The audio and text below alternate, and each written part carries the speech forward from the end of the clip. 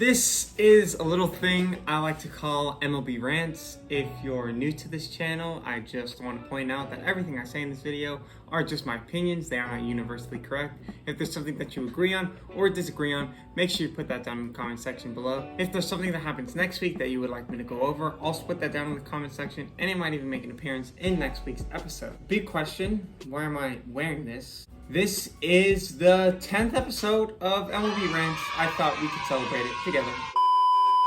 I got my little party hat on, tied with some string. We're gonna be keeping this on the entire episode. MLB Rants 2021 season, episode 10. Right off the bat, I really want to get into the Arizona Diamondbacks, who are the worst team in the MLB. The Diamondbacks really have had a rough time of it when altogether that doesn't necessarily make sense when they've got a pretty good team behind them. Let's jump into some stats and I'll tell you what I'm talking about. So to just set the scene, on Tuesday's game, they were in San Francisco playing the Giants, and going into the last few innings of the game, they were winning 7-0. But at the end of the game, they lost 9-8. And that is concerning for any team. Even if it was the best of the best, that's a concerning, to be up by 7 runs and to blow that lead is just ridiculous.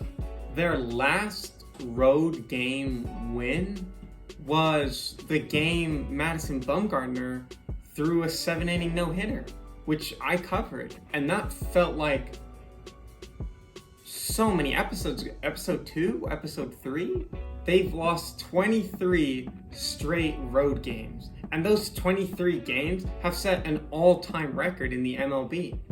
You have the New York Mets from 1963 and the Philadelphia Athletics from 1943 that both had 22 straight road losses, but Diamondbacks have been able to surpass both those teams. 23 losses.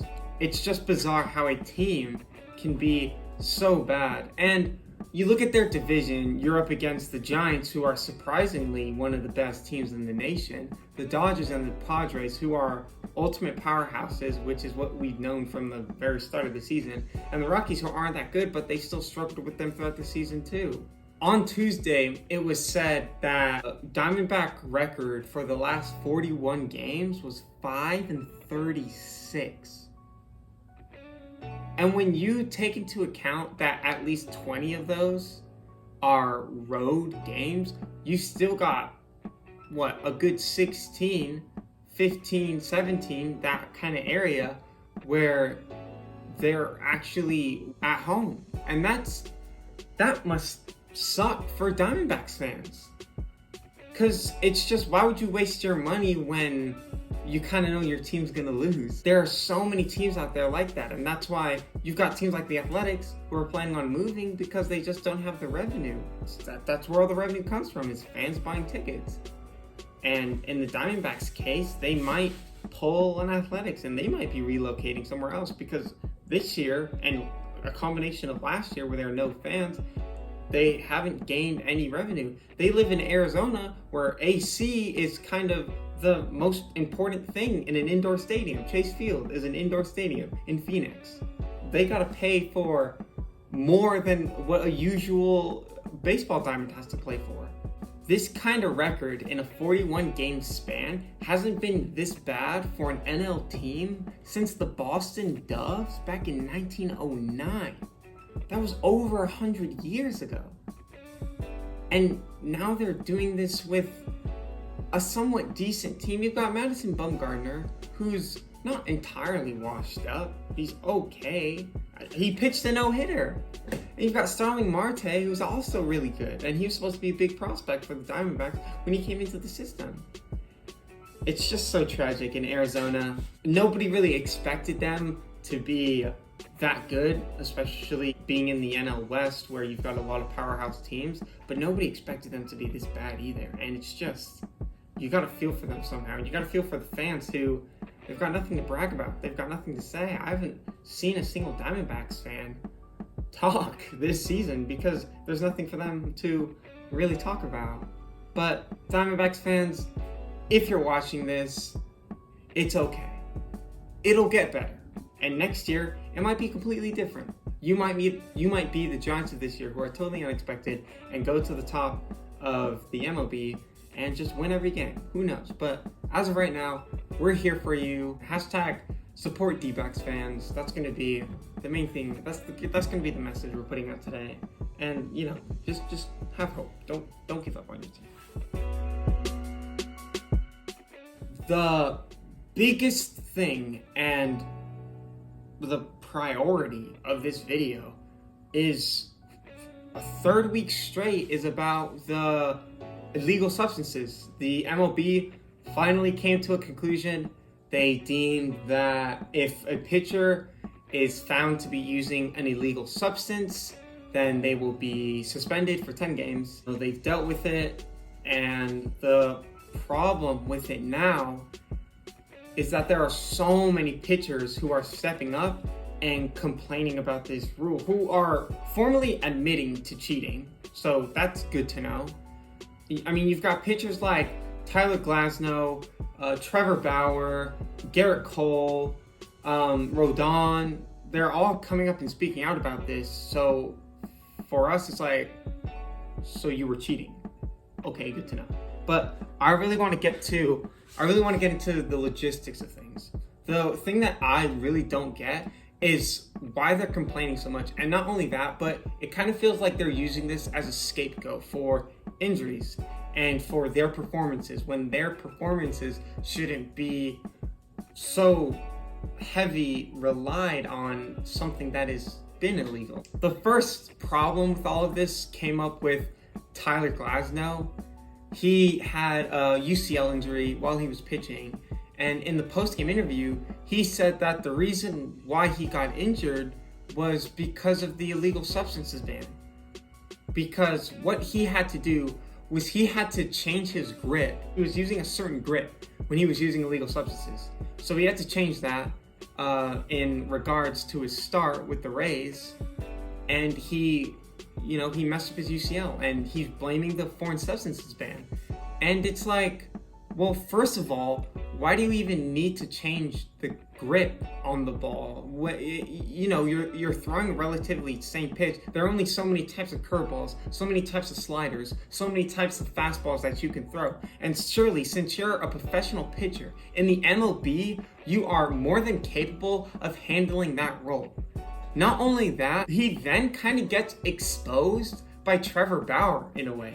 Trevor Bauer sent out a video of him defying the laws of physics, where a ball is essentially just sticking to his hand. He has his hand upside down like this, and the ball is here, and it's just staying there. It's not falling or anything. It's just staying there. And when it comes off, you can hear that. It's like a Velcro noise. It's when sticky substances release. It's that kind of sound, like sticky substances on skin. And his question was, oh, is this legal or is this illegal? And he responded to his own question and said that it was a trick question ultimately, because what that was just sweat and rosin, which are two legal substances, because sweat is something you can't control, especially for pitchers who sweat more than anyone on the baseball field. And rosin, they give you a bag of that during the game, right behind the mound. It's there. So you can use the rosin all you want for grip. So that's not illegal. But before I get more into that, back to Tyler Glasnow and how these two correlate. The ball sticking to his hand was just sweat and rosin, which is two completely legal things combined together, right? So if Tyler Glasnow was really smart about it, then surely what he would do is just do that. The rosin bag was behind the mound when he was pitching. He sweats. So why can't he just do that? There's his grip right there. You saw how much it gripped to Trevor Bauer's hand. If you haven't seen the video, there's going to be an info card at the top of this screen. So wouldn't Tyler Glasnow, a professional pitcher, not only not have to change his grips on the baseball, but use that instead if he really was concerned about his arm? And that's another thing. He's a professional pitcher. He should be taking care of his body like nobody's business. That should be his temple, his prized possession.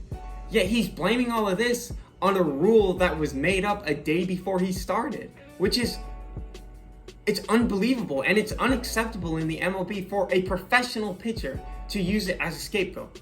Back to Trevor Bauer. He talks about how, oh, these are two legal substances, but yet it does this, and this is, illegal.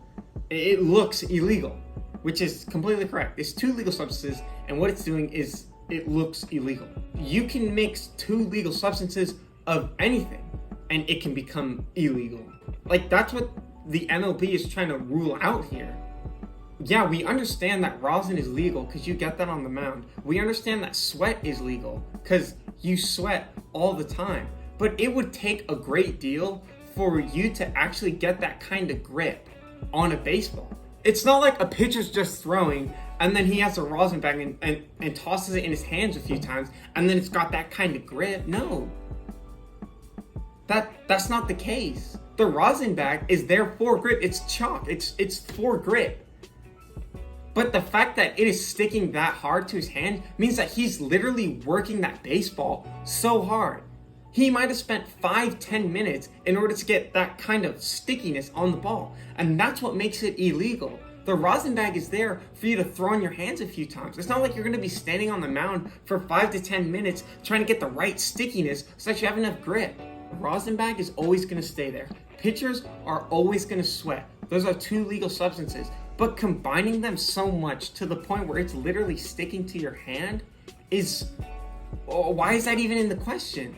Yeah, they're two legal substances, but if you mix two legal substances, you have a chance of making an illegal substance. And that doesn't go for baseball, that goes for anything in life. Besides Trevor Bauer and besides Tyler Glasnow, Garrett Cole stepped up, pitcher for the New York Yankees. He stepped up too, and he was, basically saying the same things that Glasnow and Bauer were saying about how, they find this dumb. Honestly, they find this rule kind of stupid. The fact that they've been doing this for years and now it's barely being solved, I guess, or just looked upon.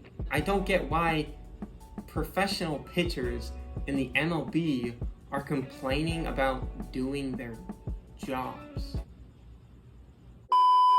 For once, the MLB's right. It's about time. But the fact that pitchers are complaining is just... it's really pathetic. It really is pathetic. It really goes to show not only who uses illegal substances, but how many players use illegal substances. Because you mix sunscreen and rosin. There are so many things that you can mix together that will make this illegal sticky substance that cannot be used in the MLB. But it's not like you're in the game and you can do that kind of thing. You have to prep that before the game. That's what makes it illegal. You're not doing it during the game. Before the game, you should be throwing warm-up pitches. You should be getting yourself focused on the game, not trying to see how much grip you can get on the ball, to see how much pine tar you can fit all over your body, to see how much sunscreen and rosin you can mix all over your body. No, that's not how it works. And now they're all complaining about it because they've lost it. They feel like they're going to be terrible pitchers. When it's like, well, if you keep complaining about it, then yeah. So you better get used to it, or else you are going to be washed up. You're going to be an afterthought. You're not going to be as popular as you were in the league. So pitchers need to buck up and actually deal with it. And another thing I want to point out is Rodon's statements on it, where he said, oh, I don't get why pitchers should get a 10-game suspension for using illegal substances, but the Houston Astros get no suspensions. Yeah, the Houston Astros cheated to get the World Series, and that's been pissing us off since it happened, since we knew about it. Not even till it happened, but since we knew about it. And it's a terrible thing that has happened. But we know that nothing's going to happen to the Astros because nothing has happened to them now. But you can't say, oh, well, the MLB didn't do this, so how can they do that? They're just doing their job to the best of their ability. We're making sure that it doesn't happen again. You've got every team having cards in their hat, different plays to use in their hats, just so that it doesn't happen again. This is more about the fact of MLB is doing this prior to pitchers doing it, and Astros, they didn't do anything to the Astros because it had already happened. They didn't know about it until way after the World Series, Whereas, pitchers kept on using illegal substances. They did it year after year after year after year.